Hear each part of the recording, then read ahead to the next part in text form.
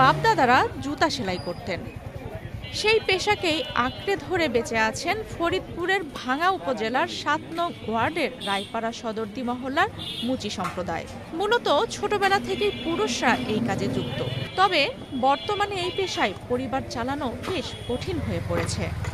আগে যেখানে প্রতিদিন ১০০০ টাকার বেশি আয় হতো, এখন সেখানে দিনে মাত্র ২০০ টাকায় রোজগার করতে হিমশিম খেতে হচ্ছে।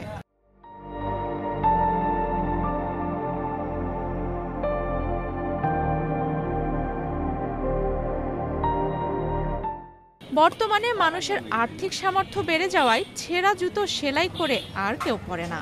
জুতা ছিঁড়ে গেলে নতুন জুতা কিনতেই পছন্দ করে সবাই। ফলে উপজেলায় বিভিন্ন হাট বাজারের ফুটপাতে বসে যারা জুতা সেলাই করে জীবিকা নির্বাহ করতেন, আজ তারা খেয়ে না খেয়ে কোনো রকম দিন কাটাচ্ছেন।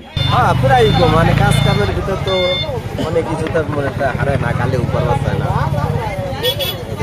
আসি, খুব কষ্টে আর কি। আমরা যে কয়জন আছি বাপ-দাদার পেশা হলেও খেয়ে পরে বাঁচার আশায় উপায় না দেখেই অনেকেই চলে যাচ্ছে অন্য পেশায়। আর যারা এখনো আঁকড়ে আছেন তারা নিয়মিত বসেন উপজেলায় বিভিন্ন হাট বাজারের ফুটপাতে। আগে ছিল মনে হয় ১,০০০-১,৫০০ কাজ করছি, এখন দীর্ঘদিন যেটা কাজ করা বহুত কঠিন হয়ে যায়। খাওয়া নেওয়ার সমস্যা, লেখাপড়ার সমস্যা, বাচ্চা কাচ্চা ৫-৭টা বাচ্চা কাচ্চা কি করে আমরা বাঁচাবো।